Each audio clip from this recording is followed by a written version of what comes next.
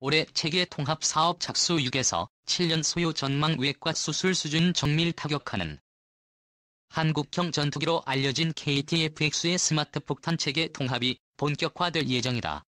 스마트 폭탄이란 전투기에서 투하하는 유도 폭탄으로 정밀 유도 방식을 사용해 명중률이 매우 높은 장점이 있다. 스마트 폭탄 체계의 통합이 구체화되면서 KFX 개발도 한층 가속화될 것으로 보인다. 군 관계자에 따르면 향후 KTX에 장착될 스마트 폭탄을 선정했고 올해 안에 체계 통합 사업이 시작될 예정이며 사업 기간은 6에서 7년 정도로 예상된다고 전했다. 올해 초 언론 보도를 통해 미국이 KTX 무장체계 수출을 거부한다는 소식이 들려오기도 했다. 이 때문에 KTX 사업에 빨간불이 들어오는 것이 아니냐는 우려도 있었다. 특히 KTF-FX에 최초 사용할 예정이었던 공대공 미사일은 미국산 AIM-120 암람 중거리 공대공 미사일과 AIM-9 사이드와 인도 단거리 공대공 미사일이었다. KTF-X에 통합될 예정인 배우 105에는 지능형 차탄이 내장되어 있어 적전차를 비롯한 각종 장갑 차량을 좁집게 타격할 수 있다.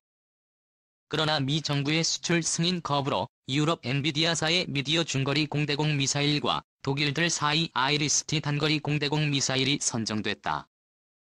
반면 공대지 무장인 스마트 폭탄의 경우 미 정부의 수출 승인이 떨어지면서 본격적으로 미국산 무장을 사용할 수 있게 됐다. 군 관계자에 따르면 레이저 유도 폭탄인지 유심히 GPS 유도 폭탄인 제담과 레이저, 제2담소, 구경 폭탄 바람 수정 확산탄인 WMD 측 100m와 헬리팩스에 통합될 예정이라고 한다. 이들 스마트 폭탄들은 이미 우리 공군에서 사용 중이고 아프간과 이라크전에서 그 위력이 검증된 바 있다.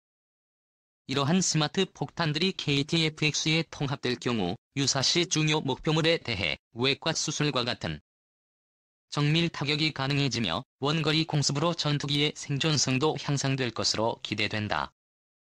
KTFX에는 공대지 임무를 위해 탑재될 헤이세이 레이더에 특별히 자동 지형 추적 기능도 추가할 예정이다.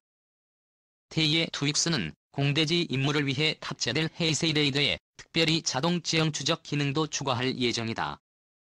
항법 시스템은 지난해 11월 11일 KTFX 탑재능동 이상 배열 레이더의 자동 지형 추적 기술을 적용하는 총 4만 70억 원 규모의 사업 계약을 국방과학연구소와 체결했다고 밝혔다.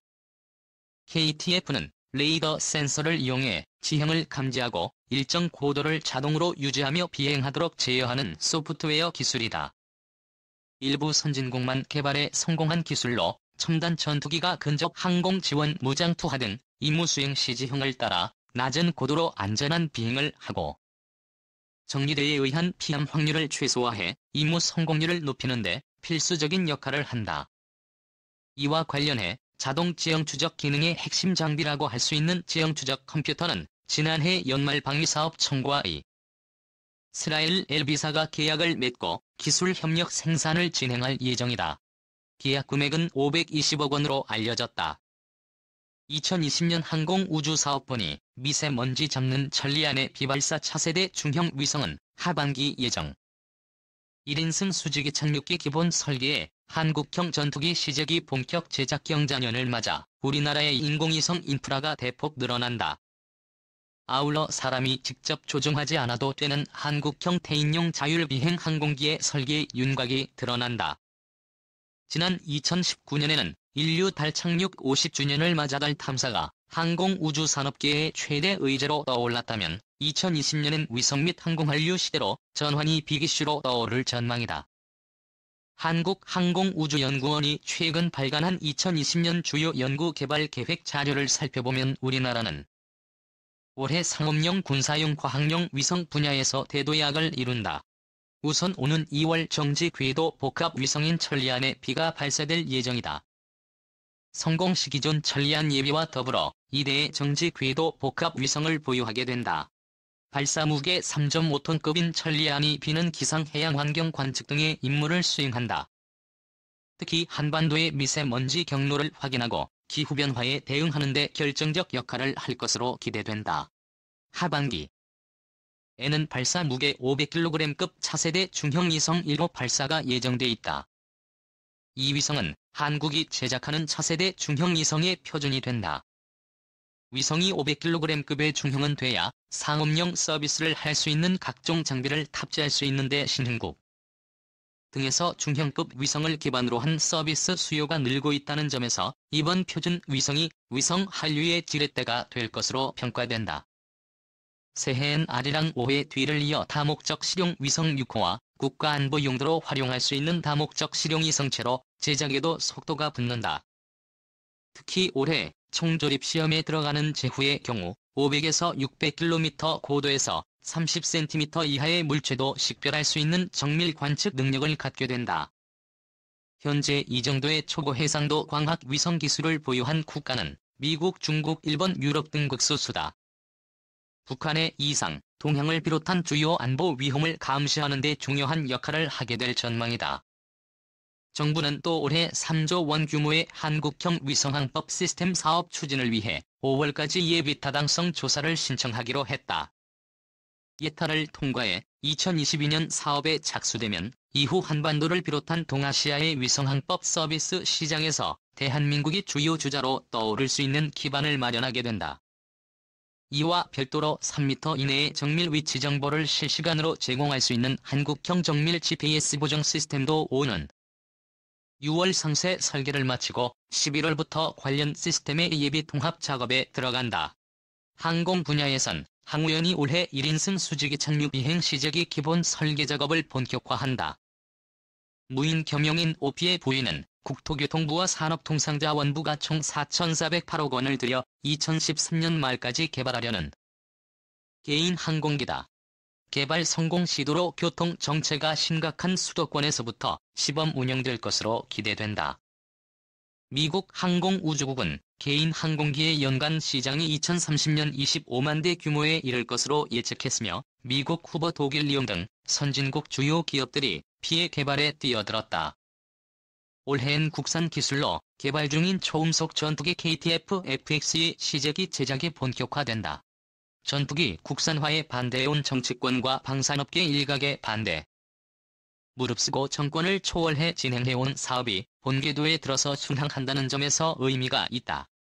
향후 스텔스기 수준의 5세대기로 진화할 잠재력도 갖고 있어 국방산업 및 공군 전력을 한 차원 승격시켜줄 기체가 될 전망이다.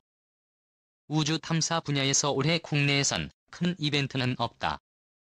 국산 기술로 개발되는 우주 로켓인 한국형 발사체의 일단 인증 모델 조립 완료가 이슈로 꼽힌다. 반면 해외에선 미국 나사와 유럽우주총이 각각 화성에서 생명을 찾기 위한 로봇을 싣고 탐사선 발사한다. 중국도 화성 궤도선 등의 탐사 미션을 올해 진행하며 이와 별도로 달 탐사를 위한 창호를 발사한다. 창업 후 프로젝트 성공 시 중국은 달 탐사 및 샘플을 채취 후 해당 탐사선을 지구로 귀환시키는 사상 세 번째 국가가 된다. 한국형 전투기 사업 보람의 사업에 재입찰이 내일 시작된다. 첨단 전투기의 국산화에 한 걸음 더 다가가는 사업입니다. F-4 전투기 등 노후화된 전투기를 퇴역시키고 새로운 전투기로 한국의 영공을 지킬 전투기입니다. 12년이나 늦게 시작되는 보람의 사업이지만 지금이라도 시작되는 게 국가 안보를 위해 다행스러운 일입니다. 15년이나 늦었다는 말은 그만큼 첨단 전투기를 생산하는 능력이 선진국들에게도 10여 년 뒤졌다는 현실입니다. 그래서 국력을 집중하여 보람의 사업을 꼭 성공시켜야 하는 것입니다. 그러면 보람의 사업을 어떻게 해야 성공할까요? 첫째, 제작사를 선정할 때 품질이 우선이지 최종 가격이 우선되는 결정은 하지 말아야 합니다. 일본의 방위산업은 최저가 선정 방식을 없앤 지 오래됩니다.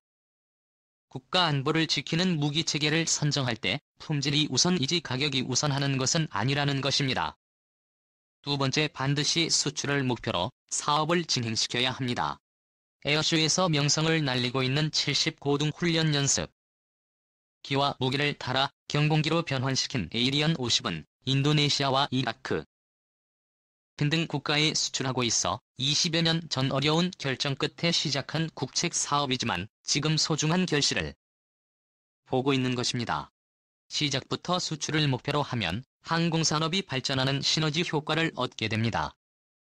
세 번째는 보람의 사업을 지금 시작하지만 30년 앞을 내다보고 국산화의 노력을 더 기울여야 합니다. 항공산업 발전은 날이 갈수록 진화하고 있기 때문에 30년 후에는 시대에 뒤떨어진 전투기가 되고 맙니다. 상대방 레이더의 추적을 피하는 스텔스 기술과 무기 통제 시스템 기술은 어떻게든 국산화할 수 있도록 기술 축적에 나서야 할 것입니다. 약 9조 원이나 되는 엄청난 국민의 세금이 들어가는 국책 사업인 만큼 2025년에 전력화되었을 때 국가 안보를 위해 참 잘한 사업이구나라는 칭찬을 들을 수 있도록 최선을 다해줄 것을 당부합니다. 뉴스 해설이었습니다.